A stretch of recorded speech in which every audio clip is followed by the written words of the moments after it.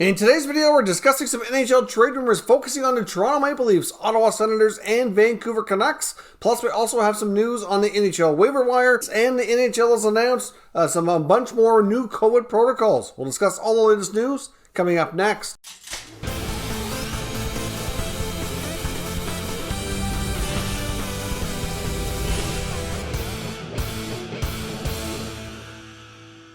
So welcome back to another video here at Top Shelf Hockey. Now, as I mentioned today, we have a variety of things to discuss. Before we get into the trade rumors, a few other quick notes here on the NHL waiver wire. We had some players on waivers yesterday, including Louis Eriksson and Artemi Nisimov of the Ottawa Senators, and no claims were made. So all players on waivers yesterday cleared, and surprisingly today there was no new additional players placed on waivers. So as I mentioned yesterday, if you remember, it was about a month ago when there was a large number, like over 100 players ended up on NHL waivers for the purpose of being assigned to taxi squads or to the minors.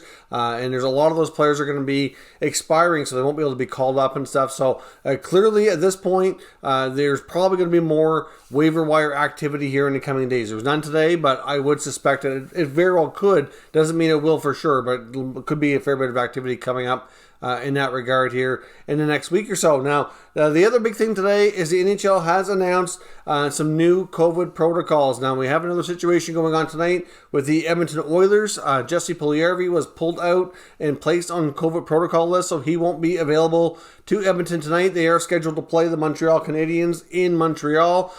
They've played the Ottawa Senators the past 2 days.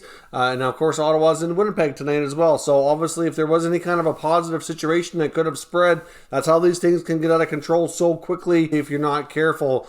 So right now, the Oilers-Habs game have been pushed back an hour. I'm not sure exactly what time this video is going to make it to YouTube, so they very well could be playing, but the game was delayed tonight. It looks as though it's moving ahead, at least as I record this video. The last note I've seen prior to recording was that the Habs and Oilers were both arriving at the Bell Center and preparing to play. So hopefully that's a positive sign of things to come here, and that there's no more people impacted. And of course, because Jesse Puljujarvi was pulled out, doesn't mean he's a positive case. It just means that they have reason to be cautious. So it could be a potential positive case and maybe he was identified as a contact to somebody else. We don't know, because obviously these players do have a little bit of freedom outside the NHL when they're not playing hockey, but for the most part they should be kind of sticking to a home and a rink or a hotel rink, etc. But as it takes us into the new protocols announced, the NHL has more of an officially requested players to really limit their exposure. They kind of just go from home to the rink, and of course on the road, hotel to rink, and really minimize any other activities that they have. Maybe some essential things are okay. But obviously, depending on where you live and what state or province you're in, there's different restrictions everywhere because we're all at a different place with the virus. So clearly some players might be able to have more freedoms than others, and the NHL's just really asking them all to be careful. They are adjusting with the requirements for what mask they're using. They are moving to an N95 mask. They're also making adjustments to locker rooms so the players are spread out better. Not only have they removed the glass behind the players' bench, they're also removing the glass in behind the penalty box as well to allow more airflow in that regard, because you could have multiple players in the box for multiple minutes, kind of very close quarters. So that's a good idea as well. And they are finally moving forward with the rapid testing. So we'll see that. I believe it's mostly just on game day, but it's like what other practices and stuff. But the rapid testing is going to be used more frequently now. So that should be hopefully allow them to kind of keep things at bay here and kind of get situations under control quickly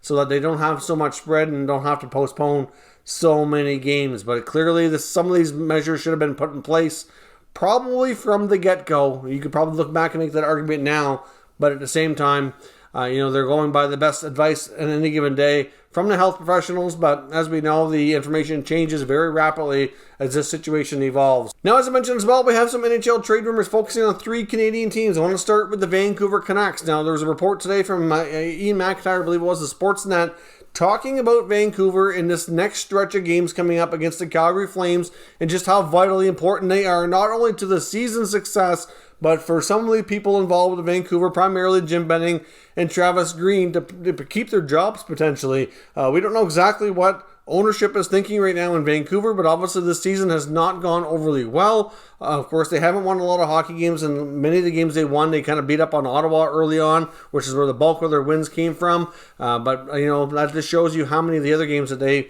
have lost against the other teams. Now, of course, Calgary has a lot of former Vancouver players, including Jacob Markstrom and Chris Tanev, Josh Levo. Obviously, I know that we were teasing the Flames early in the preseason before the season was started, calling them the Calgary Canucks here. So it'll be interesting to see how they match up here against some of their former rivals. Obviously, they play the next 4 consecutive games over like the next week. So there's going to be seeing the Calgary Flames a lot. And you have to think that this series against Calgary very well could be a make-or-break period of the season for the Vancouver Canucks. If they were to go 0-4 and lose all those games, that's going to sink them. I mean, they're already in 6th place. And at that point, they would probably just be battling Ottawa for who's going to finish last in the division. Ottawa at this point has been not really racking up the wins, but they certainly have looked a lot better in the last half dozen games compared to the first 6 or 7 games. So they're improving. Meanwhile, Vancouver has been steadily about the same. So really, you just never know. Vancouver could be challenging for the bottom spot here if things get worse before they get better, which is difficult to say at this point. But clearly, if you take a look at the trade talk, I mean, like, so we've had talk about Jake Virtanen, we've had talk about Adam Gaudette. Nashville apparently is interested. I've seen reports on Virtanen, including Boston, even Ottawa to some degree being interested, and a few other teams, including New Jersey as well. You could throw them in the mix, maybe Detroit to some degree as well. But really, at the end of the day, the Vancouver portion of this that I want to talk about was not just about trades, but about jobs. And Benning and Green, could they be let go? I think Green would go first over Benning, to be completely honest. And not that I think that's the right thing to do or the fair thing to do, but you got to remember the pecking order here. Of course, Jim Benning's the GM. He can remove the coach. Travis Green does not have a contract beyond the current season, which is not a good situation where Benning does. So from an ownership perspective, they may not want to pay Benning while paying somebody else to do his job. So they have to think about that as well. And they just have a lot there to analyze as to why things are the way they are. But hearing comments from certain players here in the last few days, I know I heard Quinn Hughes talk about some of the players that are not with them anymore. Like, I know for him, Chris Tanev was a great influence on and off the ice. They kind of became really good friends, and I know he's certainly missing Tanev being there as well. The spark that Tyler Toffoli gave them late in the season is not there. Of course, he's continued that spark with Montreal. Of course, the goaltending they get from Jacob Markstrom, not there anymore. He's in Calgary. And it goes on from there. So this team looks pretty fragile right now. They look frustrated, and I'm not sure that the answers are going to be found without something changing, which is, what we need to see here. Are they going to change the coach? Are they going to try to make some trades and change the lineup a bit here before they go down that road? It's just really unclear, but it's fair to say 100% in my opinion that this next 4 game set here against Calgary that starts tonight is crucial and critical to their season. If they lose all of these games and can't win at least half of them, at least 2 per se, then they're in big trouble. Not only in the standings, but somebody's likely getting fired, and we're probably going to see a big reset in Vancouver. I mean, they have a lot of great pieces there. They've drafted well. They have a lot of great young players. There's no doubt. But clearly they've demonstrated here that they're missing some pieces, which isn't a huge surprise to me.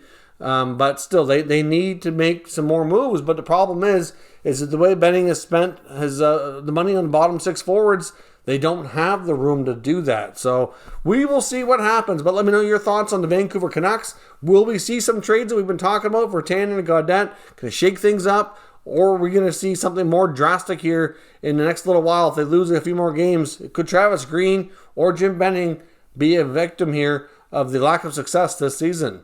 Now, I want to touch on the Ottawa Senators again as well. I heard Pierre Dorian on TSN Radio in Ottawa talking about Derek Stepan and how good he is, and he denied the fact that there's been a trade request as well, which I found weird considering the information that many NHL insiders have been discussing, talking about how he wants to be closer to family. Not completely shocked here at what Dorian said, and I'll remind you again, I always say this just in case you don't really understand or you haven't really thought about it, but GMs are rarely going to tell you what's really going on behind the scenes because they don't want you to know what they're working on when it comes to leverage and making deals.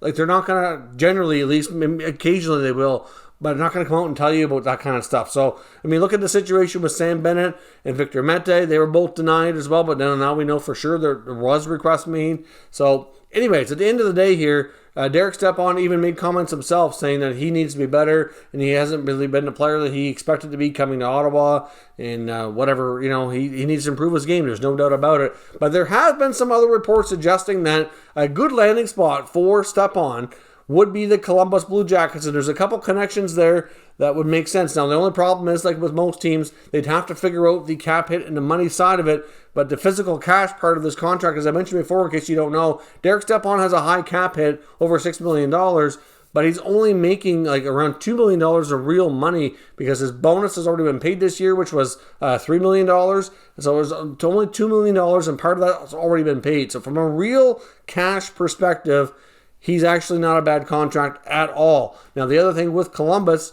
is that they just lost Mikko Koivu, who they wanted to have in their lineup as a good two-way center. Not that Stepan's been playing that way in Ottawa, but he could certainly try to give you a similar type of role. Not exact same player, but still, if you want a veteran guy who can play center, and he is a good leader. I'll give him that. Like off the ice and talking to young players and all that, like he is good that way. It's just he hasn't been able to lead by example on the ice because his play has been terrible so far this season. But a team like Columbus, who he's very familiar with the coach. Of course, John Tortorella coached him for a long time with the Rangers, so they know each other.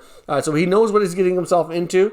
And like I said, it's closer to home. It's not exactly where his family is, but it's close enough that he could be able to see them more frequently without having to go through all the quarantine issues. So that's a start.